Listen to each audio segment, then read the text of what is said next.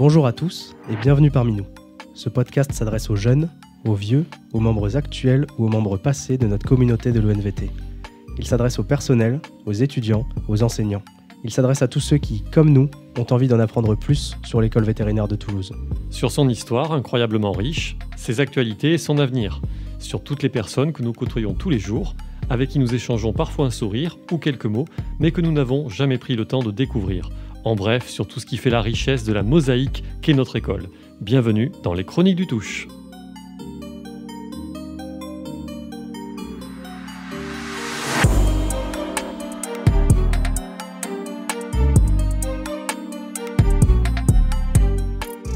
Alors moi je m'appelle Philippe Bronayzen, je suis étudiant en 4e année, donc la nouvelle A5 de l'ENVT, et je suis avec Nicolas Jousserand. Donc Nicolas, moi je suis enseignant-chercheur en médecine interne. Et donc aujourd'hui, on est réunis pour cette première édition du podcast. Donc comme on l'a présenté en introduction, l'objectif de cette nouvelle aventure, c'est de partager au sein des différentes communautés de l'ENVT. Voilà, c'est ça, on essaye de profiter au maximum de la tradition orale qui existe dans notre école depuis très longtemps, et on essaye d'utiliser les moyens digitaux un peu plus actuels pour pouvoir la transmettre à un maximum de monde et à un maximum de générations, parce qu'il y a énormément de choses à apprendre et à découvrir sur les recoins de notre école. Mais on n'est pas tout seul. Aujourd'hui, Nicolas, je vais te laisser présenter nos deux invités, si tu veux bien. Aujourd'hui, nous avons la chance d'accueillir Fanny Ralambeau, qui est adjointe au directeur et qui est aussi vétérinaire, il ne faut pas l'oublier, et donc, que nous allons présenter plus longuement au cours de cette émission, mais qui va également participer activement sur nos petits sujets, nos actualités, enfin en tout cas on l'espère. Je vais faire au mieux. Et on est également avec Louis Daval, du coup, le responsable de la bibliothèque. Est-ce que c'est ça ton titre exact ? Hello, oui, j'ai fêté mes 3 ans, puisque j'avais été nommé responsable au 1er décembre 2018, donc ça fait maintenant 3 ans. Alors bon anniversaire professionnel. Merci. Ouais, et bienvenue parmi nous. Merci beaucoup pour l'invitation. Et alors peut-être pour commencer, on va peut-être vous poser une question, comme dans une école vétérinaire. Est-ce que vous avez des animaux de compagnie, Fanny ? Alors, j'ai 2 chats oui. de compagnie, un vieux, un tout jeune, et comme je l'ai dit déjà une fois, 4 enfants. Voilà mes animaux de compagnie. Oui, tu l'as déjà dit une fois parce que je pense que c'est important qu'on le précise quand même aux personnes qui nous écoutent. On a malencontreusement déjà tourné un épisode de ce podcast il y a 3 semaines qui a malheureusement disparu dans les méandres qui était formidable de mon ordinateur. Voilà, c'est ça. Donc en fait, tellement bien qu'on recommence. C'est ça. Le fichier est perdu à tout jamais. Donc le podcast a 3 semaines de retard actuellement sur ce qu'il devait avoir à la base. Et toi, Louis, du coup, est-ce que tu as un animal de compagnie ? Donc à l'époque, j'aurais dit depuis 2 jours, oui. Là maintenant, ça fait 4 semaines que j'ai un chat à la maison. Le chat de mes grands-parents que mes parents ont récupéré dans un premier temps et que je garde à mon tour dans mon appartement de toulousain. Et je me pose plein de questions. Peut-être que je vous poserai des questions à vous, vétérinaires, sur justement son bien-être quand on évoquera le sujet. Petit teasing sur la suite du programme, donc. C'est ça. Moi, pour ma part, j'ai un chat également, un chat borgne qui a 3 ans, qui s'appelle Au secours. Et qui fait un peu la misère et qui est un peu folle, mais qui est très mignonne. Bon, du coup, moi, je vais rééquilibrer parce que j'ai un chien, donc c'est un petit peu différent. Mais bon, on va rester un animal de compagnie classique quand même. Donc un gros chien qui s'appelle Faust, qui est un berger allemand, que j'ai eu quand j'étais étudiant, qui m'a servi de chien de TP, d'entraînement, mais il s'en est bien sorti. Puis j'ai des poissons rouges aussi et des poissons exotiques, de manière un petit peu moins traditionnelle en tout cas. Et si on reste sur les prénoms, donc moi, mes chats s'appellent Gaston, le vieux chat, et donc la petite chatte toute nouvelle s'appelle évidemment Mademoiselle Jeanne. Très bien. Évidemment. Et Gaston, c'est vrai que c'est un prénom de vieux chat pour le coup, ça fonctionne très bien. Comment tu l'appelles ? Mademoiselle Jeanne. Mademoiselle Jeanne, elle vient ? Elle vient. Oui. La classe, la mienne, pas du tout. Je pense qu'elle reconnaît un peu ma voix, mais ça ne l'intéresse pas plus que ça. C'est intéressant. Est-ce qu'elle reconnaît... Au secours. Ouais.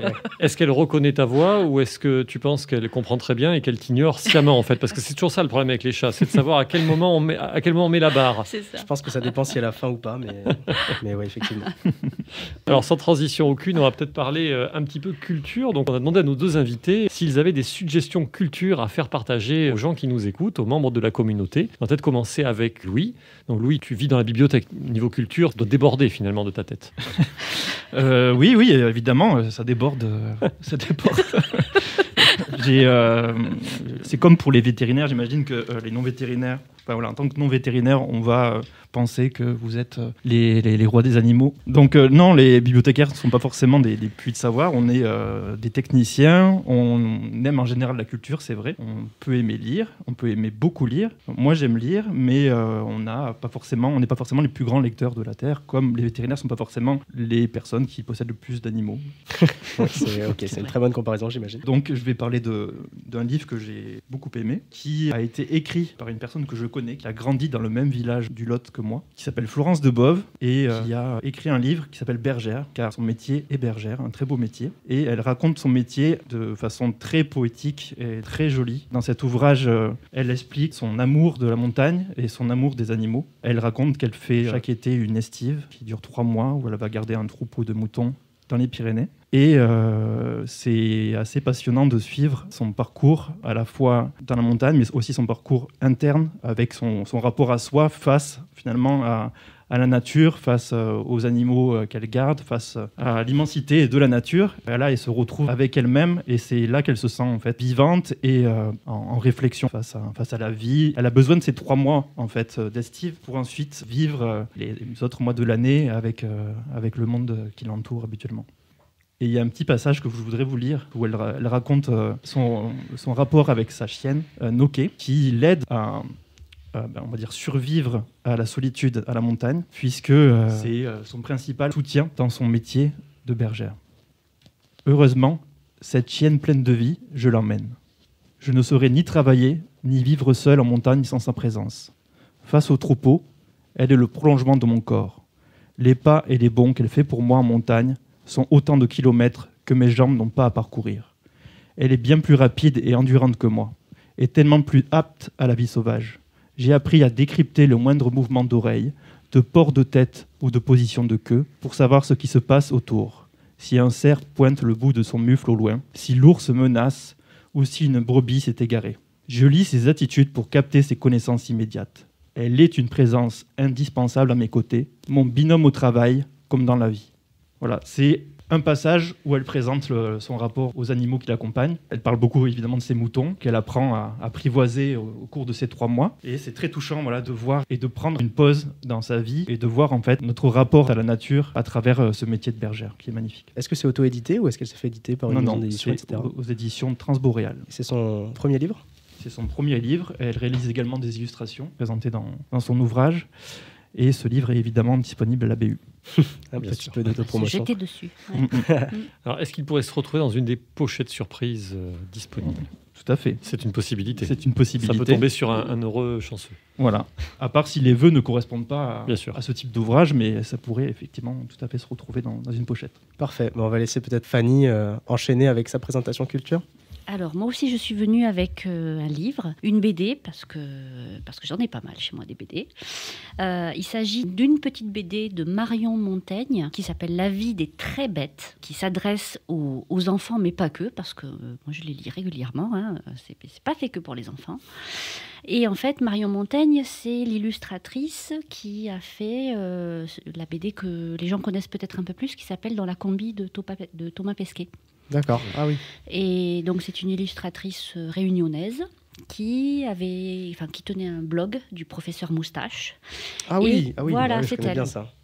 Et elle vulgarise la science, on va dire, de manière générale. Et là, elle a fait une édition donc particulière sur la vie des très bêtes. Donc forcément, je me suis jetée dessus. Et donc, on a 65 fiches d'animaux extraordinaires, comme la mouche, je prends au hasard, en tournant les pages, le moustique, l'autruche, le panda, etc.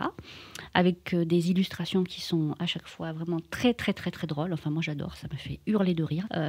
C'est très... c'est drôle, c'est malin, c'est joyeux. Et il y a un petit quiz à la fin qui s'adresse à tout le monde. Et donc j'en ai un par exemple pour méditer maintenant. Pourquoi le vétérinaire place-t-il un cornet autour de la tête des chiens ?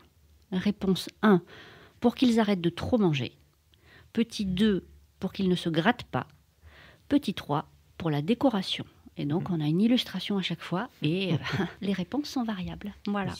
Je vous laisse découvrir. Et puis, comme vous êtes curieux autour de la table, ceux qui sont autour de la table, ils auront le droit de l'emprunter si ça vous intéresse. Voilà. C'est gentil. Merci. Voilà. Alors, 2 ouvrages vétérinaires, finalement, en tout cas, qui traitent des animaux. On n'est pas très loin du thème, finalement. C'est ça. Tu vois, Nicolas, finalement, tu aurais peut-être pu avoir une suggestion culture, toi qui lis que des livres sur interne. Du coup, moi, ma suggestion culture, ça n'est pas un livre, c'est quelque chose d'autre. J'ai même un peu beaucoup hésité. C'est vrai qu'en ce moment, je regarde pas mal de choses nouvelles et j'essaye d'écouter des choses nouvelles aussi. Et j'ai un peu hésité. Il y a une série qui s'appelle Arcane qui est très bien, qui est sortie sur Netflix il y a pas longtemps dans l'univers de League of Legends, qui est vraiment super intéressante à voir, même pour les néophytes et les gens qui connaissent pas du tout cet univers. Mais là, je vais vous parler surtout d'un album qui s'appelle Civilisation, qui est du coup le dernier album d'Orelsan, qui est sorti il y a 2 semaines maintenant, je crois. Il a dû sortir le 19 novembre, si je dis pas de bêtises. Qui est un album très intéressant. Alors, bon, c'est du rap, effectivement, donc il faut s'accrocher un tout petit peu si on n'aime vraiment pas le rap. Après, Orelsan, je sais que de toute façon, c'est pas non plus le rappeur qui scinde le plus les foules. Enfin, il y a beaucoup de gens qui sont pas très fans de rap et qui apprécient Orelsan de manière générale. Et là, dans Civilisation, je trouve qu'on voit encore une évolution par rapport à Orelsan de d'habitude. Il sort chaque album avec quelques années d'intervalle et à chaque fois, je trouve qu'on est frappé par l'évolution du personnage. À chaque fois, il va dans une direction, enfin, il va dans la même direction, mais en fait, c'est une direction qui est cohérente et qui s'affirme de plus en plus avec le temps. Dans ses premiers albums, en, je crois, 2006, effectivement, c'était plus ce jeune un peu loser, décalé de la société, complètement perdu dans ce qu'il faisait. Et plus on a avancé avec notamment La Fête est finie il y a quelques années, ça devait être en 2018, je crois. On sentait déjà qu'il était en train de devenir de plus en plus mature. En même temps, il avait quelque chose comme 35 ans, donc il était quand même temps, j'imagine. Mais voilà, on sentait qu'il devenait adulte et que pour autant, le rap, c'était pas forcément un truc juste de jeunes perdus et un peu voyou, on va dire. Et voilà, il le confirme dans cet album, Orelsan, qu'il a grandi, puisqu'il va mettre un peu les gens, les Français surtout, face à tous les problèmes de la société actuelle, avec un regard très mature et très ouvert, on va dire, sur les choses, parce qu'il va pas forcément prendre directement les gens à partie, il va pas les accuser de quoi que ce soit, et pour autant, il va mettre le doigt sur les soucis majeurs, on va dire, qui gangrène un peu peut-être la société actuelle avec les réseaux sociaux, etc. Enfin voilà, c'est un album très mature avec des sons très intéressants et comme souvent avec Orelsan, surtout ses derniers albums, je trouve qu'il faut les écouter plusieurs fois pour être capable de vraiment percevoir la richesse. On va écouter. Hein. On va écouter Voilà, ça. je crois. J'ai vu qu'il faisait la couverture de Télérama.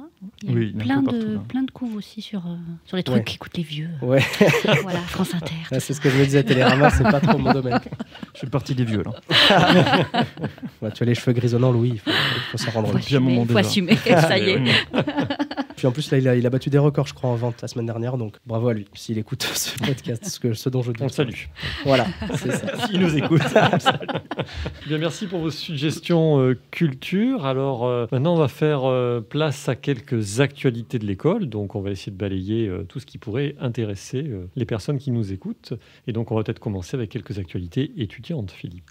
Et oui, du côté des étudiants, le mois de novembre, c'est toujours un mois particulièrement plein. Donc je ne sais pas exactement quand on sortira ce podcast, mais en tout cas la date d'aujourd'hui, c'est le 3 décembre. Donc là, je vais vous parler surtout du mois de novembre. D'aucuns diront que ce mois de novembre, c'est un peu le dernier sursaut de vie avant 2 mois ternes d'hiver qui sont ponctués par les partiels, les vacances et les stages. Donc un sursaut de vie qui se devait quand même de ne pas être trop brutal, bien sûr. Pour la tranquillité de nos voisins, il valait mieux se rapprocher du bon de puce que du saut de cabri. Dans un contexte un petit peu tendu entre des débordements qui auraient pu avoir lieu en début d'année et le Covid qui aurait fait quand même une nouvelle fois des siennes, les événements étudiants ont quand même pu se frayer un chemin et se dérouler sans accroc. Évidemment, je me vois obligé de m'attarder un peu sur l'un d'eux, la passation de l'amicale. Ça va faire un peu auto-promo, mais bon, après tout, c'est moi qui fais le montage de ce podcast, donc C'est toi qui décides. je peux bien y dire ce que je veux.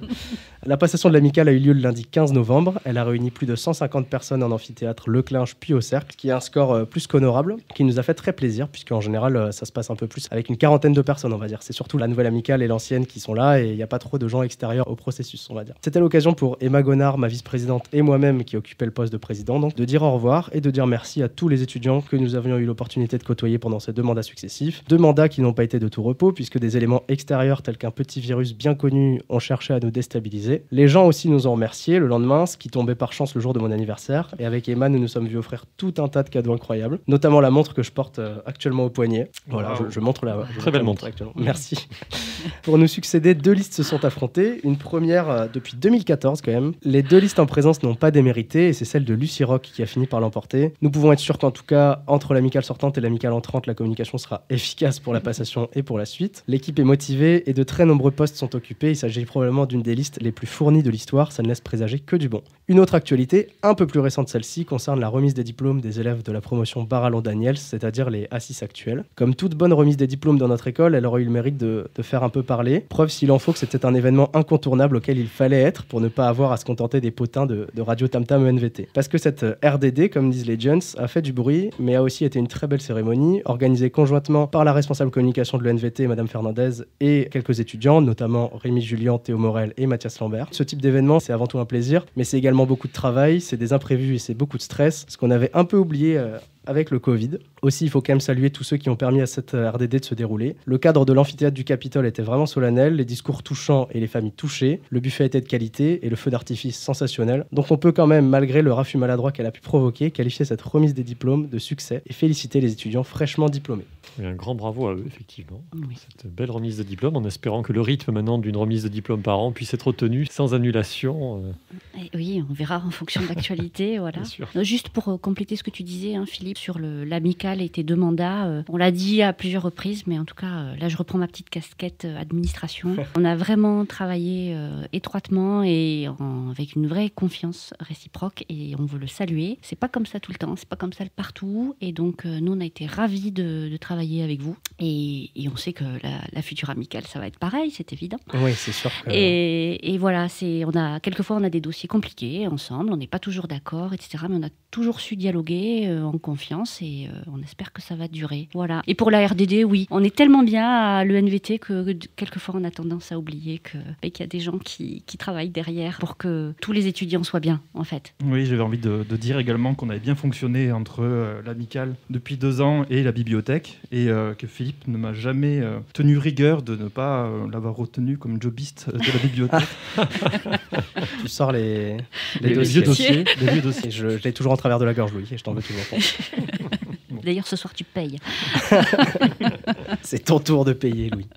Écoute, Nicolas, je vais te laisser continuer avec tes propres actualités.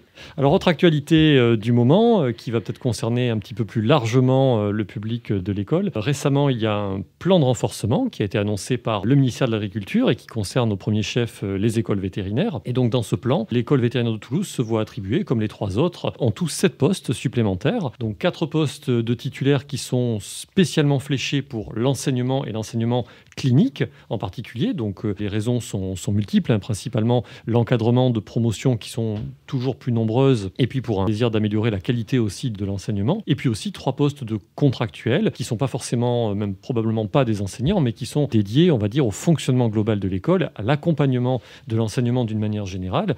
Et donc ça va probablement concerner tout le monde. Donc je parle sous le regard de Fanny qui va peut-être pouvoir en donner plus de détails. Mais l'idée, ça serait effectivement d'améliorer la transmission des savoirs d'une manière générale, encadrer des promotions dont l'objectif est d'atteindre 200 étudiants par école et par promotion, donc c'est une promotion conséquente. Et également, ce plan de renforcement, il est assujetti avec des renforcements financiers, avec 2,3 millions d'euros en plus à partager entre les 4 écoles, via notamment les plans État-région. Et ce plan-là, il est proposé pour le moment sur un plan renouvelable, c'est-à-dire qu'il devrait s'étaler sur 10 ans et tous les ans avoir, si les gouvernements suivants le valident, à nouveau peut-être des postes et des budgets supplémentaires. Donc ce qui devrait, on l'espère, profiter à tout le monde. Fanny, si tu veux compléter peut-être. Oui, tu as très bien résumé la situation. Donc il y a une prise de conscience du fait qu'on a besoin de vétérinaires, on a donc besoin de former plus de vétérinaires. Et donc vu la démographie étudiante, il a été reconnu le fait qu'on avait besoin de monde. Donc pour l'enseignement clinique, mais aussi pour toute l'ingénierie autour de l'enseignement, puisque il faut que ça s'accompagne donc d'un certain nombre de techniciens et de postes administratifs aussi, pour que les choses puissent se faire correctement. Donc effectivement, on a une projection sur 10 ans qu'il faut renégocier tous les ans à l'occasion des lois de finances. En tout cas, nous, on est motivés comme jamais pour aller recueillir les besoins que les gens auront et puis aller chercher les postes en dur pour qu'on puisse continuer à travailler dans de très bonnes conditions à l'école. Voilà, donc tu as très bien résumé, j'en dis pas plus, mais c'est une annonce qui est vraiment très positive pour l'enseignement supérieur. Ouais. Oui, il faut bien préciser que c'est assez inédit finalement, d'avoir autant de moyens et de postes qui arrivent en une fois, avec aussi cette projection effectivement en 10 ans. Et puis c'est, comme tu le disais, l'occasion de rappeler, pour ceux qui l'oublient peut-être un peu, enfin on l'oublie tous un petit peu de temps en temps, qu'on a besoin de toute l'ingénierie qui va autour, et donc de saluer, de remercier aussi tous ces personnels qui font fonctionner l'école, même s'ils ne sont pas au contact direct des étudiants à l'enseignement, et ils sont la cheville ouvrière aussi. Indispensable exactement à notre fonctionnement. Parce que du coup, si j'ai bien compris, comme c'est un plan qui serait conduit sur 10 ans, est-ce que ça signifie que chaque année, on pourrait s'attendre à avoir autant d'ouvertures de postes et de revenus, ou on est un peu quand même sur une dose de charge au début pour donner le coup de boost à la base ? Alors là, c'est difficile pour moi de répondre. On espère que c'est la même projection pour chaque année. On va le soutenir, en tout cas. On a un effet d'aubaine, là, qu'il faut prendre, évidemment. Est-ce qu'on aura le même volume chaque année? On le souhaite. On se battra pour. Je dis on parce que c'est les 4 écoles. Voilà. Est-ce qu'on sera écouté en fonction des actualités, si on a on va dire des actualités sanitaires qui font qu'on ait un quoi qu'il en coûte qui soit dévolu à d'autres postes, il faudra effectivement batailler pour maintenir le même volume. Mais on le fera. Voilà, mais je peux pas dire aujourd'hui c'est 7 postes tous les ans. C'est pas possible de le dire aujourd'hui, voilà. Alors, autre actualité un petit peu plus large, mais qui concerne finalement un petit peu l'école, mais aussi les vétérinaires et plus largement tous les propriétaires d'animaux, c'est une actualité au sujet des antibiotiques en médecine vétérinaire. Pour ceux qui n'ont pas suivi spécialement cette actualité-là, voilà un petit résumé de ce qui s'est passé. Donc, il y a une initiative auprès du Parlement européen et de la Commission européenne qui ont notamment échangé sur un projet de loi visant à restreindre l'usage des antibiotiques. Donc, l'objectif était de préserver des médicaments antibiotiques pour la médecine humaine. Et cette loi visait donc à restreindre l'arsenal thérapeutique des vétérinaires. Et d'une manière générale, l'interprétation pied de la lettre de cette loi aurait pu conduire à une suppression pure et simple de l'utilisation des antibiotiques pour l'animal. Et donc cela a été discuté notamment auprès d'experts avec l'intervention des académies de médecine, l'Académie nationale vétérinaire et également des experts dans chacun des domaines. Et il en est arrivé au fait que la loi adoptée précise certains critères qui permettent de limiter l'accès aux antibiotiques et notamment l'un d'eux qui était fortement défendu par la profession et par les scientifiques qui allaient dans le sens de l'utilisation chez l'animal et qui précise que tout antibiotique qui serait d'importance pour la médecine vétérinaire pourra bien être utilisé. Donc c'est une sorte de victoire, on va dire, pour la profession, mais aussi et surtout pour le bien-être animal, d'avoir pu préserver l'utilisation de ces antibiotiques-là et donc qui nous permettent encore de pouvoir traiter des maladies qui auraient pu être mortelles alors qu'on dispose de traitements efficaces et de médicaments qui sont très couramment utilisés en pratique. Parfait. Pas mieux. Pas mieux. C'est vrai que... Et du coup, cette loi-là, elle est valable pour combien de temps? Alors, a priori, il n'est pas question de renégociation. C'est une nouvelle loi qui s'ajoute dans le droit européen. Ensuite, il faut être conscient que le sujet de l'antibiorésistance, c'est quelque chose de brûlant et que donc il revient régulièrement, et c'est une bonne chose, sur le devant de la scène. Donc, on n'est pas à l'abri que de nouveaux projets émergent. Je pense peut-être l'occasion de souligner que la profession vétérinaire a fait un énorme travail ces 10 dernières années sur l'utilisation raisonnée des antibiotiques chez l'animal et que d'ailleurs ça se traduit dans les chiffres par une baisse de la quantité globale d'antibiotiques utilisés chez l'animal de compagnie et aussi chez l'animal de rente et qu'on le voit également sur les souches résistantes qui sont plutôt d'une manière générale en diminution en médecine vétérinaire et donc ça signifie qu'on est quand même efficace dans nos mesures et on peut malgré tout être l'objet de divers groupes de professions ou d'experts qui prônent de limiter cet usage d'antibiotiques. Et donc, c'est à la profession d'être vigilante et puis de continuer les efforts et d'apporter des preuves que l'utilisation des antibiotiques, on l'a fait de manière raisonnée et de plus en plus raisonnée. Oui, et puis on a un ministère, le ministère de l'Agriculture, on en a fait vraiment un plan prioritaire, donc Éco-Antibio 2, et puis toutes ces alternatives. On a une équipe de recherche dédiée à l'école vétérinaire aussi, donc c'est un sujet sur lequel on est vigilant et sur lequel on démontre qu'on a une maîtrise de nos entrants, en fait, et de notre thérapeutique. Mais effectivement, il faut toujours négocier et veiller à ce que des lobbies ou des groupes d'intérêt ne soient pas tentés de restreindre, en fait, un usage pour des motifs corporatistes ou des motifs économiques. Louis, je crois que tu voulais nous parler un petit peu de la bibliothèque, puisque tu es là. Voilà, autant en profiter. Voilà. Autant en profiter. Donc, merci de l'occasion qui m'est donnée de parler un peu de la bibliothèque. Je vais commencer par ce qui se voit, des petits aménagements intérieurs de la bibliothèque qui ont été réalisés ces dernières semaines. On a d'abord installé un coin cosy au niveau de l'entrée de la bibliothèque où vous pouvez trouver en fait 2 fat boys, donc 2 grands poufs où vous pouvez soit lire, soit travailler, soit même faire de la sieste. C'est fait pour ça. C'est ouvert à tous, donc n'hésitez pas à venir utiliser ce nouveau coin cosy. On a ensuite 3 modules acoustiques de 4 places qui ont été installés au fond de la bibliothèque. Alors acoustique, c'est-à-dire qu'ils permettent à des groupes de personnes de venir travailler au niveau de ces espaces sans déranger les étudiants, les usagers qui sont placés 3-4 mètres plus loin dans la bibliothèque. Dans ces espaces, on trouve des branchements électriques et USB intégrés. Ils sont plutôt sympathiques et ils mettent du peps dans notre bibliothèque. Parce qu'ils sont confortables. Et ils sont très confortables. C'est vrai. Est-ce que du coup ça marche vraiment le côté insonorisation, les gens qui parlent dedans, est-ce qu'on les entend depuis l'extérieur ou pas? Alors s'ils parlent comme on est en train de le faire, ça couvre bien les voix. Si on se met à parler beaucoup plus fort, ça va effectivement être entendu par les étudiants qui sont placés un peu plus loin. Mais on peut tout à fait chuchoter ou parler de manière assez douce et travailler tranquillement, échanger. Donc ça fait 3 nouveaux espaces, donc 12 places en tout, qui permettent vraiment aux étudiants de venir travailler en groupe. Donc je pense que ça rencontre plutôt un beau succès puisque tous les matins, à partir de 9h30, il n'y a absolument plus de place en fait, dans ces modules acoustiques qui sont pris d'assaut. Alors, est-ce que tu as prévu d'en mettre d'autres? J'imagine que ça a un coût. Est-ce que c'est prévu d'en mettre un petit peu partout dans l'école Le petit regard vers moi. On pourrait en mettre d'autres, mais alors pour le moment, c'est pas prévu. On est content d'avoir pu réaliser ce projet qui nous tenait à cœur et qui était important pour les étudiants, voilà, comme je le disais, pour se retrouver, parce qu'on a à la bibliothèque actuellement 2 salles de travail et une salle de visio dans laquelle nous nous trouvons maintenant. Ça fait 3 nouveaux espaces pour se réunir, pour travailler à plusieurs. Alors, autre projet dont je voulais parler, c'est l'opération Pochette Surprise qu'on a lancée au 1er décembre, donc qui avait déjà eu lieu dans sa première version en 2020. On est aujourd'hui le 3 décembre, il y a eu 55 demandes depuis 2 jours. On est content que les gens en fait, participent à cette opération. Pour ceux qui ne l'ont pas encore fait, il y a un formulaire disponible sur l'intranet et disponible aussi sur le mail qu'on a envoyé. Vous pouvez remplir ce formulaire, donner vos vœux en termes de nombre de documents et de type de documents que vous voulez trouver à l'intérieur de cette pochette. Et pour certaines des pochettes, on glisse également des petits cadeaux surprises.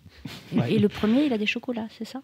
Et le premier, alors, et ça c'est encore autre chose, effectivement, on a aussi un calendrier de l'Avent et un beau sapin décoré au niveau de la bibliothèque, donc un calendrier de l'Avent qui permet au premier emprunteur de la journée de récupérer le chocolat du jour à l'intérieur de ce calendrier, donc n'hésitez pas pour tous les gourmands. Donc il faut venir réserver à 8h du matin, c'est ça? Vous pouvez venir dès 8h45 actuellement à la bibliothèque. Shipper le chocolat du jour. L'invitation est lancée. On n'y manquera pas. En plus, on vous a fait des super suggestions de culture. Donc, à part l'album d'Orelsan, normalement, vous pouvez tout trouver. Enfin, non, en fait, pas du tout. Vous pouvez juste trouver Bergère, du coup, à la bibliothèque. Oui, mais le livre suggéré par Fanny nous plaît. Et dans les dernières commandes, il y a une bande dessinée qui a été commandée. Voilà. Vous pourrez découvrir ça dans quelques semaines. Le teasing. Merci beaucoup, Louis. Comme on a pu le voir peut-être sur le sujet des modules acoustiques, j'ai l'impression que Fanny, c'est un peu toi qui contrôle tout dans l'ombre dans cette école. Oh oui, je suis maître de l'univers. Donc on va commencer par une question assez simple pour toi. Est-ce qu'on a vraiment besoin de toi à l'ENVT ? Alors, je ne sais pas si on a besoin de moi, mais on a besoin de ma fonction, en tout cas, qui est la fonction d'adjointe au directeur et non pas de directrice adjointe. C'est une petite nuance qui me permet d'occuper un poste où je m'occupe des sujets stratégiques, des sujets transversaux, des sujets de contentieux, on va dire d'élaboration juridique, et des partenariats vers des partenaires institutionnels, comme les autres administrations, les collectivités territoriales, etc. Donc j'ai un travail de médiation, de négociation, et pas de suppléance du directeur. C'est pas ça mon travail. Je fais un binôme avec le directeur, comme le ferait peut-être une directrice de cabinet. Et j'occupe aussi les fonctions de responsable du service qualité et d'action transverse. Voilà. Donc je ne sais pas si je suis indispensable, mais ma fonction l'est. Tu es aussi vétérinaire de Toulouse, qui rattrape quand même beaucoup le côté administratif. Mais alors justement, quand on est vétérinaire, qu'est-ce qui peut pousser une étudiante fraîchement diplômée, on va dire, à ne pas se retrouver dans la campagne, les pieds dans la bouse de vache, faire 80 heures par semaine? Qu'est-ce qui t'a pris finalement de devenir inspectrice de la santé publique vétérinaire? Alors, c'est tout à fait personnel, mais comme beaucoup d'étudiants, je me suis interrogée en 3e, 4e année sur mes orientations professionnelles. Et donc, j'ai fait des stages qui étaient à l'époque autonomes, on va dire. Et je me suis retrouvée en 1996, c'est loin déjà. Je n'étais pas née. Voilà.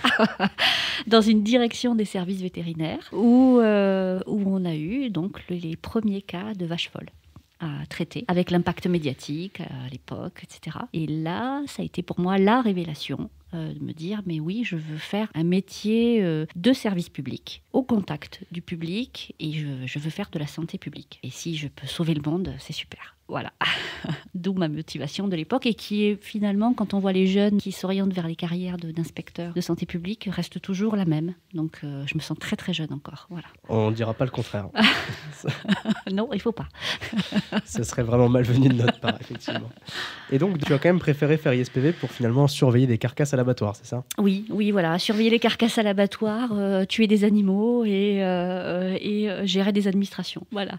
Non, j'avais envie de faire vraiment un métier d'intérêt général, vraiment, de porter des politiques publiques qui soutiennent la profession vétérinaire et les filières agricoles. Ça me paraissait important d'avoir un métier qui soutienne les deux, et j'étais moins à l'aise avec le rapport du vétérinaire vers le client dans une médecine individuelle. Donc je préférais m'orienter vers quelque chose de collectif qui m'anime davantage.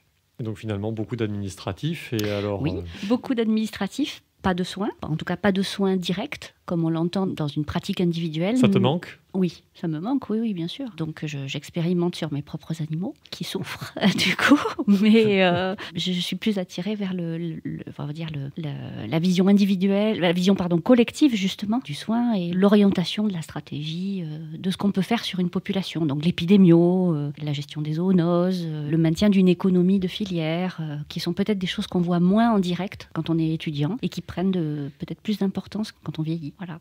Des sujets qui sont d'actualité de toute façon. Oui, toujours. Quand on parle de médecine de population, de zoonose, on va revenir un petit peu sur le côté plus administratif. Une de tes principales missions, en tout cas peut-être celle qui est la plus visible pour les membres de l'ENVT, c'est la coordination vis-à-vis de l'évaluation A3EV. Donc pour ceux qui ne savent pas, c'est l'agence européenne qui délivre des accréditations pour les établissements d'enseignement vétérinaire européens. Donc finalement, ça remue beaucoup d'administratifs, cette évaluation-là. Est-ce qu'on en a quelque chose à faire de ce que les Européens pensent de notre formation vétérinaire ? Alors oui, on en a à faire, bien sûr. C'est une histoire de visibilité et d'image et de reconnaissance européenne que nous sommes au niveau du standard européen d'enseignement, mais pas que, aussi de recherche. Et c'est le cas. Donc effectivement, c'est important d'être évalué, de se regarder fonctionner et d'être évalué par ses pairs sur la façon de fonctionner, au-delà de l'obtention de l'accréditation. C'est le processus qui est important. Et puis, désormais, on aura, on va dire, une habilitation à délivrer des diplômes nationaux qui sera indirectement liée au fait qu'on soit évalué de manière européenne ou pas. Et il est donc important de se présenter aux évaluations et de les réussir si possible. Donc effectivement, on a perdu notre accréditation en mars 2020 pour des motifs immobiliers, des motifs d'infrastructure et pas sur les enseignements, et ça c'est important de le dire. Et donc on se représente en avril 2022 pour lever les non-conformités qu'on a eues. Et donc cette préparation en fait à ces évaluations, effectivement, je les coordonne et je pousse pour que les choses soient faites, rédigées, appliquées et fonctionnelles au moment où les experts passent. Parce que c'est important de revenir sur ce point que tu as mentionné, c'est que soit effectivement l'obtention d'accréditation, c'est bien sûr ce qu'on vise, mais ce qui est très important et ce qui permet de nous améliorer au quotidien, c'est tout ce que la préparation de cette évaluation a permis, de mettre en place des procédures, d'avoir un retour, pour nous, de regarder ce que l'on faisait et de nous questionner sur ce qu'on pouvait faire, changer en fait, pour que ça soit toujours mieux. C'est très important finalement. Voilà, c'est plutôt le credo de se dire qu'on est en amélioration continue, constante, au-delà d'une certification qu'on va chercher. C'est qu'on s'interroge sur nos pratiques, on attend un feedback des gens qui sont parties prenantes et on essaye d'améliorer, même si ça peut paraître long. On a souvent des réclamations, des revendications, voilà. Il faut le temps de les analyser, il faut le temps de mettre en place quelque chose de robuste. Donc c'est pas immédiat, ça peut prendre un petit peu de temps, mais l'objectif il est toujours le même. Je vais paraphraser une chanson, mais c'est d'aller plus haut, quoi. Voilà. Il se moque. Je pensais pas entendre cette citation dans ce podcast, mais merci beaucoup de l'avoir fait en tout cas. En étant sérieux quand même de dire que tout ça c'est fait au service des étudiants et que donc l'intérêt c'est vraiment leur formation, et je pense que c'est l'occasion peut-être de le rementionner là aussi, que notre objectif c'est de former des vétérinaires efficaces sur le terrain et puis bien dans leur basket, préparés au marché du travail, et puis bien intégrés dans les préoccupations sociétales, surtout. Voilà. On peut former des gens et qu'ils soient complètement hors sol, c'est pas notre but. Merci en tout cas de nous laisser les pieds sur terre. Je mentionnais un peu plus tôt un tout petit virus qui a fait l'apparition dans nos vies il y a bientôt 2 ans. Concrètement, le Covid, qu'est-ce qu'il a changé ? En quoi il a impacté ton travail, hormis le fait que tu doives porter un masque dans ton bureau et autour de cette table ? Alors, donc je suis la référente Covid de l'établissement. Donc, depuis 2 ans, j'ai été chargée d'organiser le tracing de l'ENVT, donc répertorier les cas, négocier avec les tutelles et les autorités de santé le fait qu'on ne ferme pas, qu'on puisse organiser des campagnes de dépistage, qu'on puisse continuer à faire nos activités, à organiser le travail le plus possible sur site, quand c'était possible, et à préserver la santé de tous. Voilà. Donc le Covid a changé un peu mon quotidien parce qu'il a pris beaucoup de place, comme tout le monde, au moins en 2020. Et puis on a un petit épisode de nouveau à passer. Donc voilà, j'en profite pour faire les rappels de vigilance, de penser aux autres et puis de se préserver soi. Voilà, donc vraiment faire attention. Oui, des rappels qui sont importants. Et alors si on reste encore sur cette vague-là, finalement, on peut dire qu'à toute chose malheur est bon. Et les vétérinaires, finalement, ont joué un rôle, alors que certains jugent peut-être encore un peu trop modeste, mais tout d'abord en intégrant le conseil scientifique, un peu tardivement, diront les plus pessimistes, mais avec l'intégration d'un vétérinaire qui a pu donner son avis sur la gestion de cette pandémie qui est une zoonose à la base, rappelons-le. Et puis, ils ont également été mobilisés pour la vaccination des premières doses. Peut-être le seront-ils à nouveau dans les semaines ou mois à venir s'il faut revacciner toute la population. Quel est ton regard là-dessus? Est-ce que les vétérinaires sont à leur place ou est-ce qu'au final, c'était injustifié de les faire intervenir sur autre chose que des animaux? Alors les vétérinaires ont été d'abord reconnus comme professionnels de santé par la Haute Autorité de Santé Sanitaire, donc ça c'était indispensable. Ça n'a pas été fait tout de suite, mais ça a fini par aboutir. Et à ce titre, oui, les vétérinaires sont des personnels de santé comme les soignants, et donc ils sont personnels prioritaires pour se faire vacciner. Donc on travaille à la négociation pour que ce soit possible pour tout l'établissement en fait, et pas uniquement que pour les vétérinaires. C'est important pour les étudiants vétérinaires qui ont apporté leur concours dans les vaccinodromes. Je veux vous saluer là aussi pour votre engagement au service de tous. Les vétérinaires font partie de l'ensemble de la communauté soignante qui œuvre activement et scientifiquement à régler cette pandémie. Oui, bien sûr. Et puis c'est aussi intéressant de voir que, ça va rejoindre le sujet du bien-être animal que l'on va évoquer après, que les établissements de soins vétérinaires à tous les niveaux, du cabinet jusqu'au centre hospitalier universitaire comme le nôtre, ont été considérés comme des établissements essentiels et que finalement, les vétérinaires diplômés, mais dans le cas qui nous concerne, les étudiants, mais aussi les assistantes vétérinaires, les personnels secrétaires, aides-soignants, ont également été considérés comme essentiels et donc ont contribué à ce que les soins aux animaux ne s'arrêtent pas, que ce soit pendant le premier confinement et puis encore aujourd'hui, tout le monde reste mobilisé et c'est considéré comme une denrée essentielle finalement. C'est un bien essentiel, au même titre que la culture. Donc tout ce qu'on dit depuis un petit moment, ça tourne autour d'une notion qu'on n'a pas encore mentionnée frontalement, c'est le One Health, avec un joli accent anglais. C'est un concept avec lequel on nous bassine et qui est plein de jolis mots, mais est-ce que ça a un intérêt concret ou est-ce que ça n'existe que pour faire plaisir aux vétos? Je pense que ça correspond à une prise de conscience de chacun et pas que des vétos, de pas mal de professionnels de santé, mais pas que, agricoles, environnementaux, de dire que le monde est interconnecté et que ce qui affecte un pan sanitaire, environnemental, humain, animal, a une importance, un impact sur le reste des pans que j'ai cités précédemment. Donc je dirais pas que c'est uniquement pour faire plaisir aux vétérinaires, c'est qu'on ouvre les yeux depuis quelques années et ça peut paraître un gimmick de dire on parle de One Health à toutes les sauces, mais oui, on prend connaissance qu'on a une seule planète, une seule santé, un seul monde à partager. Alors, on va terminer sur juste deux actualités, ou en tout cas des sujets un petit peu plus récents. Une petite transformation à l'ENVT depuis le 1er septembre. C'est l'arrivée d'une nouvelle promotion. Alors, pas à la fin du cursus, mais au début, avec l'arrivée de la première promotion recrutée sur le concours post-bac. Alors, d'après toi, bonne idée ou mauvaise idée? Très bonne idée. Très bonne idée pour les écoles de pouvoir maîtriser son recrutement. Et ça, c'est une nouveauté. Et puis, de permettre à des jeunes d'intégrer directement une nouvelle voie de concours. Donc, c'est une ouverture d'esprit aussi qui est différente. Donc, oui, plutôt une très bonne idée que d'ouvrir à des profils qu'on n'aurait pas forcément eu en filière prépa classique, on va dire. Donc, oui, c'est une très bonne idée. Bon, et alors tant qu'on reste dans ce concept de petites questions rapides, bonne idée ou mauvaise idée d'investir un budget conséquent en 2018 pour rénover l'image de la marque ENVT? Très bonne idée. La bâche sur la bibliothèque est visible par tous les avions. Donc oui, très bonne idée. On avait une identité qui était vieillissante, qui datait de plusieurs années. Donc il était temps, de la relooker. Donc ce n'est pas uniquement une histoire de logo ou de com pur, mais de repenser notre identité de marque, c'est-à-dire l'ensemble. Pas que le logo, la façon dont on se présente vers l'extérieur, la charte graphique, des identités recherche, clinique, administration, et de rentrer aussi dans un processus alors je parle beaucoup de processus, mais de modernisation de l'établissement, et ça en fait partie. Et Donc dernière oui. question rapide, le podcast pour communiquer au sein de la communauté, bonne idée ou mauvaise idée? Mais moi j'adore, mais voilà, je suis. C'est la bonne réponse.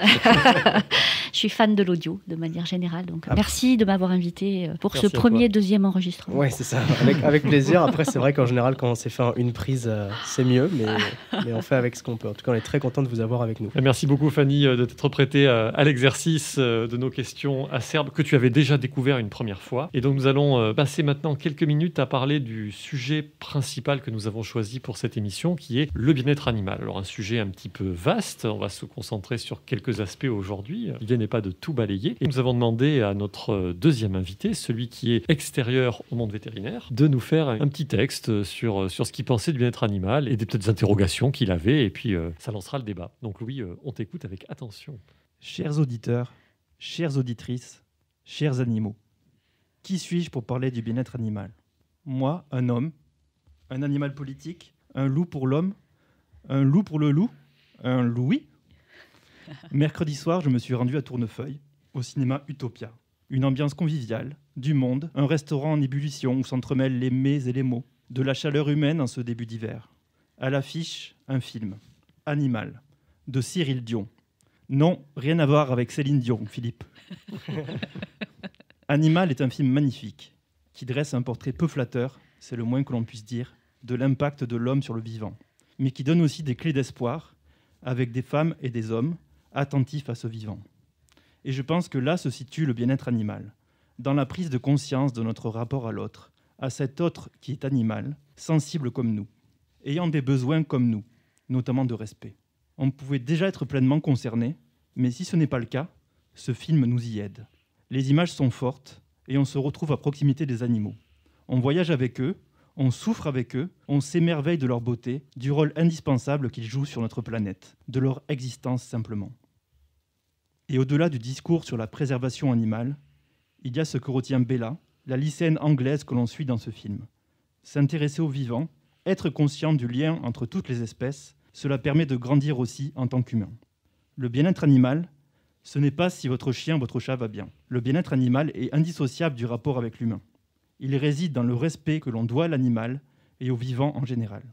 Sur un plan plus formel et réglementaire, l'Organisation mondiale de la santé animale définit les conditions que l'homme doit offrir à l'animal pour assurer son bien-être à travers 5 libertés individuelles. Absence de faim, de soif et de malnutrition, absence de peur et de détresse, absence de stress physique et ou thermique, absence de douleur, de lésions et de maladies, liberté d'expression d'un comportement normal de son espèce. Face à ces notions, je m'interroge. Y a-t-il mieux placé parmi les humains que les vétérinaires pour garantir le bien-être animal? Au final, vous apprend-on vraiment cette notion à l'école? En tant que moldu, n'ayant connu aucun des concours A, B, C, D, ne puis-je pas contribuer au bien-être animal autant que vous, voire plus que vous? Dans le film de Cyril Dion, il y a un passage insoutenable dans un élevage de lapins. L'éleveur parle de quotas de lapins qui peuvent ne pas survivre à l'usage des antibiotiques et à leur vie compartimentée dans une zone grande comme une feuille A4. Est-ce qu'on vous parle aussi de quotas à sauver à l'école? Êtes-vous sensible au moindre individu? Je vous pose ces questions. Merci Louis pour une Oh belle là là, introduction. oui. On va essayer d'y répondre puisque tu nous interroges directement sur ces sujets-là. Peut-être Fanny, tu veux réagir? Il y a beaucoup de questions posées dans ton introduction. Est-ce que le vétérinaire contribue au bien-être animal? Bien évidemment, en tout cas. Ou est-il le mieux placé pour y répondre contribuer? Est-il le mieux placé? Il est informé, il est sensibilisé au moins sur les besoins physiologiques de chaque espèce. Désormais, c'est enseigné, ou en tout cas, il y a une sensibilisation de plus en plus forte sur le sujet de protection animale, de bien-être animal. Et le législateur, aujourd'hui, introduit une notion qui va encore plus loin sur le fait que la maltraitance animale est de plus en plus sanctionnée. Ce qui n'était pas le cas jusque-là, puisque la dernière loi a été votée à l'unanimité au tout début novembre. Donc, est-ce que le vétérinaire est le mieux placé? En tout cas, c'est l'acteur dans la société le plus légitime, il me semble, pour pouvoir parler de ce qu'il connaît de l'animal, de ses besoins, de sa souffrance, de sa maladie et de ses interactions avec le monde et avec l'être humain. Moi, je sais en tout cas qu'en tant qu'étudiant, j'étais, il me semble, dans la première promotion, à avoir officiellement ce module bien-être animal instauré dans ma A1, enfin la A2 maintenant. Donc oui, effectivement, toutes ces notions-là, les notions dont tu parles, Louis, c'est des notions auxquelles on a été confronté vraiment en amphithéâtre. Les 5 paramètres à respecter pour voir si l'animal se sent bien ou non, c'est des 5 paramètres qu'on connaît par cœur. Et c'est très bien également que des films comme celui de Cyril Dion puissent potentiellement s'adresser à des entités plus larges, à tout public en fait finalement, parce que c'est des notions primordiales et ça rejoint un peu le One Health dont on parlait avant, le fait qu'on a une seule planète, une seule santé. Il y a des populations certes, mais on doit tous apprendre à coexister ensemble dans la meilleure des situations possibles. Moi, je vais défendre un petit peu notre profession. C'est un petit peu mon rôle, on va C'est le dire, but. mais c'est le but.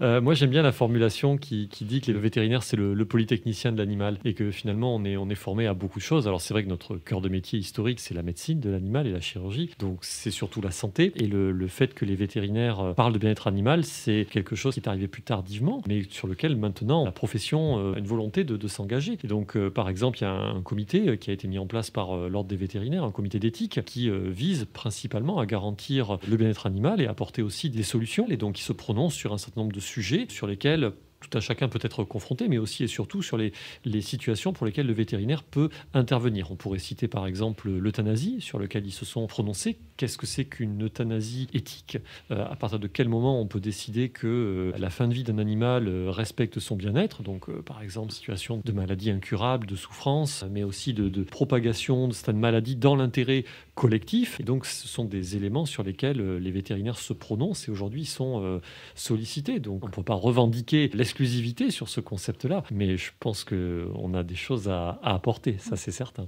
Après, il y a des questions que tu as soulevées dans ton introduction sur le fait que le vétérinaire est aussi un acteur de la production animale. Donc effectivement, il peut être mis en face de contradictions qui sont qu'il a un élevage à accompagner, une production à accompagner. Donc on ne parle pas de quotas, mais on va parler de lot, on va parler d'un effectif à amener jusqu'au bout. Et donc effectivement, on peut être amené à des paradoxes qui ne justifient pas le fait qu'il y ait de la maltraitance animale, bien sûr, mais où on a des pratiques qui sont en usage parce qu'on a un professionnel qui doit vivre de son activité et pour lesquels on accompagne un lot d'animal pour la production jusqu'à sa consommation, par exemple. Tout l'enjeu, c'est de mêler le bien-être de l'animal et le bien-être du producteur. Et souvent, le vétérinaire est à la croisée des deux et c'est un rôle technique qui n'est pas forcément facile. Oui, c'est ça. Et puis, au-delà du bien-être du simple producteur de viande ou de ressources animales, il faut aussi penser à nourrir toute la population française et la population mondiale de manière générale, qui implique nécessairement ce type de contradiction. Effectivement, prendre conscience du bien-être animal et de notions qui rapprochent l'homme de l'animal, c'est très bien, c'est une avancée positive, je trouve, dans la société. Il faut tout de même faire attention à ne pas forcément tomber dans l'extrême inverse et toujours faire attention à quelque chose sur lequel on n'est pas forcément bien informé de manière générale, qui est l'anthropomorphisme, c'est-à-dire attention à ne pas se mettre à la place de l'animal en tant qu'être humain, parce que, comme tu le disais si bien, un animal doit pouvoir exprimer son propre comportement naturel, mais ça n'implique pas nécessairement que ce soit un comportement qui satisfasse l'être humain en tant qu'espèce. Ou qui soit calqué sur des comportements humains. Donc il y a des cases un peu schizophréniques dans l'exercice du métier, effectivement. Et puis c'est aussi une notion qui évolue, c'est-à-dire que ce qui n'est plus accepté aujourd'hui pouvait l'être dans le passé, et probablement que c'est encore un sujet sur lequel il va y avoir beaucoup de développement, beaucoup d'avancées, et donc c'est aussi pour ça que le vétérinaire s'implique et que la législation évolue. Donc Fanny, tu en as parlé, la loi récente sur le bien-être animal, donc qui précise des limites sur bon nombre de sujets, donc ça a été pas mal médiatisé, mais l'interdiction de vente de chiens et de chats en animalerie, des limitations sur le transport des animaux, et ce comité éthique dont je parlais tout à l'heure va même plus loin puisqu'il recommande la création d'un délégué interministériel au bien-être animal, donc quelqu'un dont la mission principale serait de s'assurer que les règles sont correctement respectées et les faire évoluer si nécessaire. Tout ça, c'est un sujet qui est très brûlant débattu. Et qui est débattu beaucoup. Ouais. Et c'est difficile d'avoir une réponse binaire. C'est à ça qu'il faut veiller en fait. Il y a beaucoup de zones grises dans lesquelles le vétérinaire est impliqué et dont le rôle est primordial pour avoir de la distance aussi. Merci pour vos réponses. C'est vrai que voilà, j'ai eu cette interrogation vraiment avec cet élevage de lapins. Donc en tant que non-vétérinaire, j'ai été assez choqué de voir qu'il y avait un quota de lapins qui pouvaient comme ça décéder régulièrement à cause des antibiotiques ou d'autres choses. Voilà. Voilà, j'ai été choqué à ce moment-là et je me suis interrogé, voilà, que penserait un vétérinaire de cet épisode-là. Donc j'invite tout le monde à aller voir ce film. Je pense qu'il nous interroge beaucoup sur le rapport homme-animal et le rapport au vivant en général. Savoir en fait quel rôle nous pouvons avoir à jouer, nous, en tant qu'humains, sur notre planète et parmi tous les êtres vivants. Mais c'est quelque chose qui évolue beaucoup parce que c'est vrai que nous, c'était évoqué quand j'étais étudiant. Ouais. Je suis vieux, mais pas si vieux que ça. Donc, c'était il n'y a pas si longtemps que ça. Et ça a été véritablement structuré en un module d'enseignement à part entière. Enfin, en tout cas, moi, mon faible vécu de jeune véto, c'est qu'au départ, on entendait encore des « Oh, c'est pas grave, c'est qu'un animal » ou « Oh, c'est qu'une vache »,« Oh, c'est qu'un lapin ». Et de plus en plus, non seulement ce discours-là change, voire disparaît, mais en plus, on nous questionne. Est-ce que vous pensez que mes animaux vont bien ? Est-ce que vous pensez que je peux faire quelque chose pour améliorer leur bien-être ? Animal de compagnie, c'est évident parce qu'ils les ont sous les yeux et qu'il y a, on le disait, beaucoup d'anthropomorphisme, beaucoup de projections. Et même sur l'animal de rente, moi je suis surpris d'avoir vu en stage ou en garde des personnes qui disent bah voilà, j'ai des poules, est-ce que vous pensez qu'elles sont bien ? Je mange de la viande qui vient de tel endroit, est-ce que je peux le manger sereinement ? Est-ce que je cautionne pas de la maltraitance animale ? Et les agriculteurs et les éleveurs eux-mêmes ont évolué de manière parallèle avec des choses qui étaient admissibles. Et moi je suis encore plus vieille que toi, en disant oui, bah, c'est normal, enfin on se pose pas la question en fait. Oui, il faut respecter les besoins nécessaires, donc oui, il faut qu'ils aient à manger, à boire, qu'ils aient pas froid, voilà, en gros. Aujourd'hui, il faut un enrichissement de leurs conditions de vie, il faut qu'ils puissent s'exprimer librement. Il ne faut pas qu'ils souffrent, donc apprendre à repérer aussi les signes de souffrance. C'est quelque chose qui s'apprend petit à petit, mais pas qu'en vétérinaire, aussi dans la profession agricole. Et c'est important à souligner parce qu'on a tendance à faire de l'agri-bashing là-dessus, en disant les éleveurs, ils y font pas attention, ils ont juste un revenu. C'est complètement faux. Je suis tout à fait d'accord avec toi. Alors, il m'arrive de traîner sur YouTube et de voir des vidéos d'agriculteurs qui de plus en plus diffusent leurs pratiques pour montrer le quotidien d'élevage, qui par exemple, sur du laitier, avaient des vaches qui ne voyaient jamais l'herbe, qui restaient dans des bâtiments, qui étaient sur sol cimentés parce qu'il y avait la traite 2 fois par jour, et qui reviennent en arrière, qui reviennent 50, 60, 70 ans en arrière, ce que faisait leur grand-père ou arrière-grand-père, remettent les vaches à l'extérieur, utilisent la technologie, par exemple avec le robot de traite qui permet à la vache d'aller finalement à la traite quand elle en a besoin, quand elle en a envie, en quelque sorte, même si c'est un peu anthropomorphique ce que je viens de dire, et de retourner sur des pratiques où finalement l'animal vit sa vie avec accès à l'extérieur, et puis également des aménagements. Les éleveurs s'investissent là-dedans, et ils ont conscience aussi que peut-être qu'il faut produire moins mais de meilleure qualité, et c'est plutôt vers cette direction-là qu'on a l'air de se diriger. Et à l'inverse, on peut aussi se poser de nouvelles questions qu'on ne se posait pas peut-être avant. Par exemple, si j'ai une poule sur un balcon, est-ce que c'est pas de la négligence animale ? Moi, j'ai mon avis, mais on se posait pas ce genre. Voilà, on peut se poser aussi des questions urbaines, on va dire, qui n'existaient pas il y a quelques années, en disant on croit bien faire, on est plein de bonnes intentions, et en fait, on a des pratiques qui ne sont pas conformes avec le bien-être de l'animal. Oui, ça c'est vrai, et c'est continuellement en train d'évoluer, donc ça a évolué depuis 30 ans, et c'est encore en train d'évoluer, donc c'est parfait. Ça veut dire, et peut-être qu'on l'espère au final, que dans 10 ou 15 ans, si ce podcast survit sur le réseau de l'Internet mondial, on peut supposer qu'on est en train de dire des choses qui sont potentiellement has-been, quoi. Peut-être qu'il y a des choses qui vont évoluer, peut-être qu'il y aura des réglementations précises sur les poules, sur les balcons, ou ce genre de choses, et que voilà, on va être amené à voir la réglementation évoluer, la profession de vétérinaire évoluer avec, etc. Et ça, c'est une des choses qui rendent intéressant, je trouve, le milieu de l'agriculture de manière générale. Moi, j'ai l'exemple du cirque où, lorsque j'étais petit, que j'avais 8-10 ans, que j'allais au cirque, il y avait systématiquement des animaux, ce qui n'est plus le cas maintenant dans tous les cirques qui existent en France. Et peut-être que dans 20-30 ans, il n'y aura plus aucun animal dans un cirque. Voilà. Oui, il me semble même que c'est passé dans la loi, ça, non ? Oui. Ah bon ? Oui. Genre, il n'y en a plus zéro ? Interdit.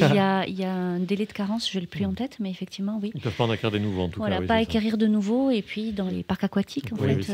Delphinarium. Interdiction des delphinariums, etc. Donc, et les montreurs d'ours également. Oui, les montreurs d'ours. Population que je n'ai jamais rencontrée, mais apparemment, il en existait 9. Qui était local des Pyrénées, si je ne dis pas de bêtises, où c'était effectivement, on pouvait montrer l'ours sur la place du village, complètement entravé pour qu'il ne soit pas dangereux. Moyenâgeux. Moyenâgeux, voilà, exactement. C'est vrai, c'est incroyable. Dans les Pyrénées. Oui.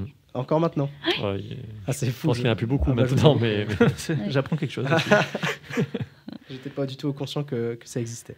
En tout cas, merci beaucoup Louis pour ton introduction. Non, merci à vous surtout pour vos réponses. Non, merci à toi. Refais ses doigts d'hôtesse de l'air là.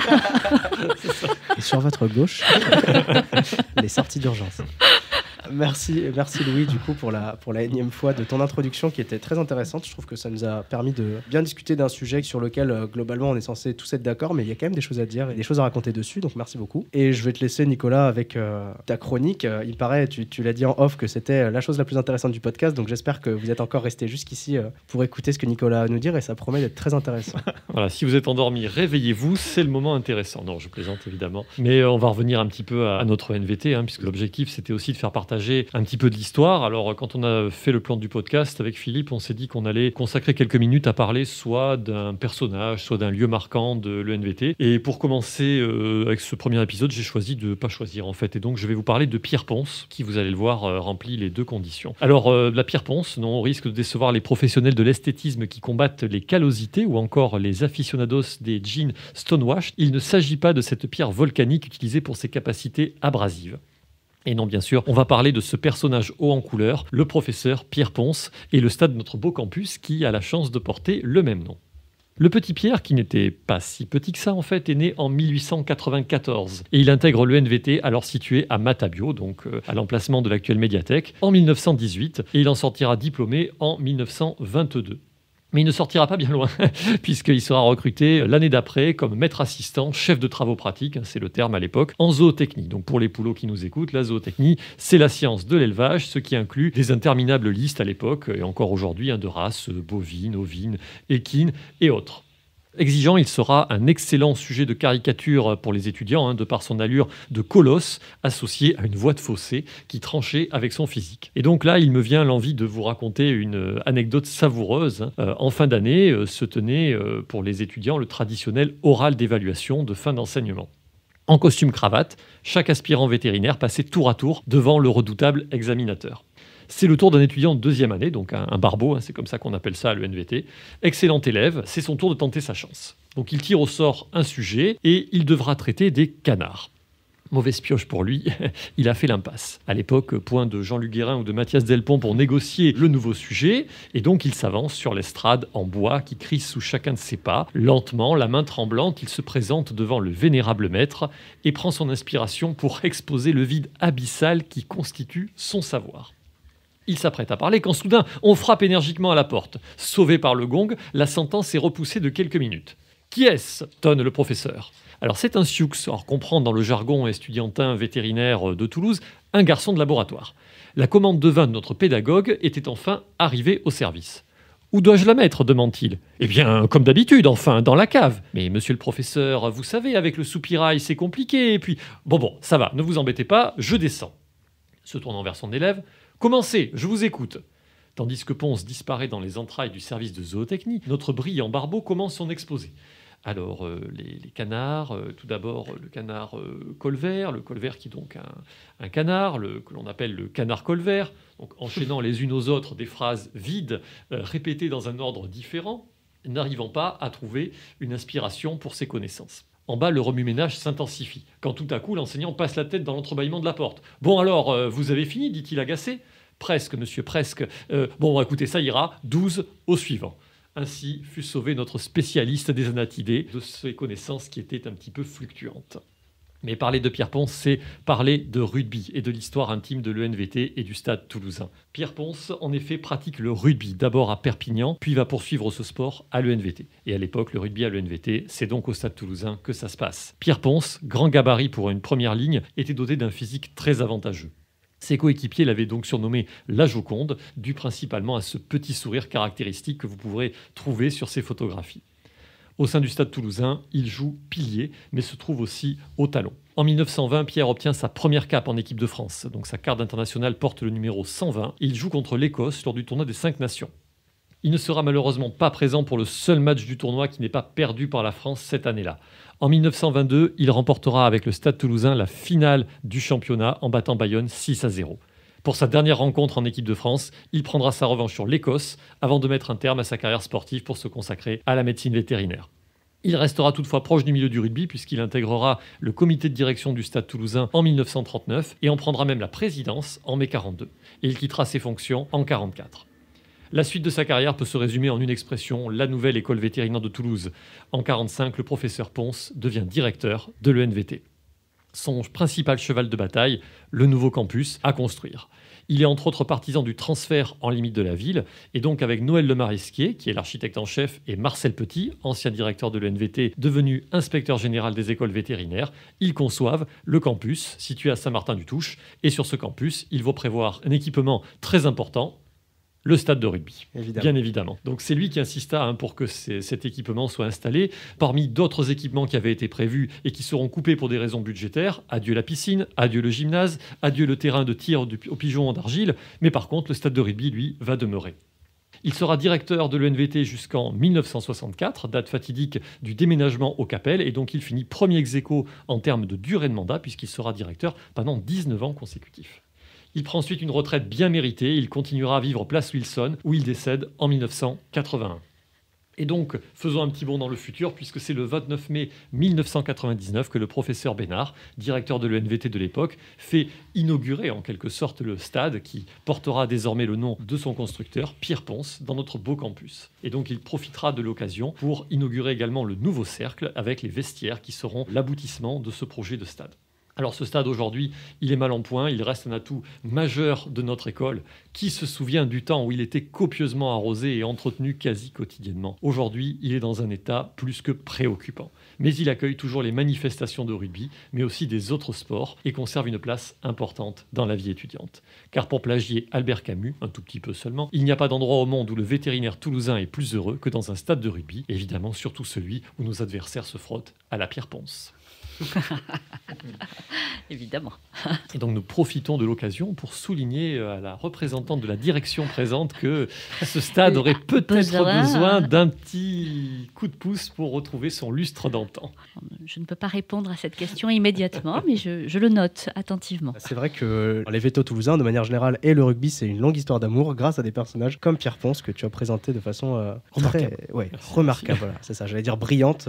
N'allons pas jusque-là, remarquable, c'était déjà pas mal. Restons modestes.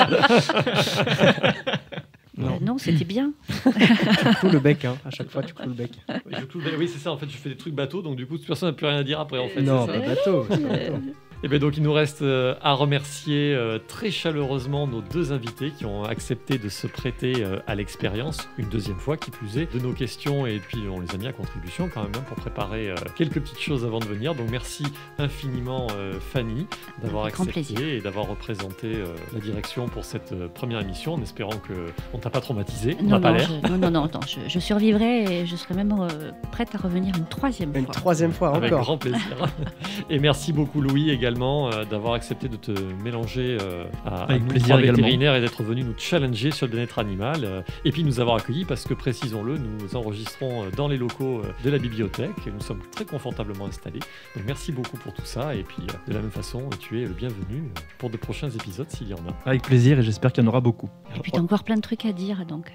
Ouais, c'est plein de projets encore. C'est ça, il y a encore énormément de choses à dire donc Louis sera obligé de revenir. Voilà, il faut quand même remercier également l'Amicale qui a permis de financer du coup tout le matériel qu'on utilise pour enregistrer ce podcast, qui permet quand même d'avoir une super qualité audio. Et puis merci quand même en particulier à mon colocataire Hugo Brun, c'est lui qui a réalisé notamment le générique que vous avez pu entendre au début et que vous allez peut-être de nouveau entendre au moment où je parle actuellement. C'est lui qui m'a aidé pour tout ce qui est matériel, etc.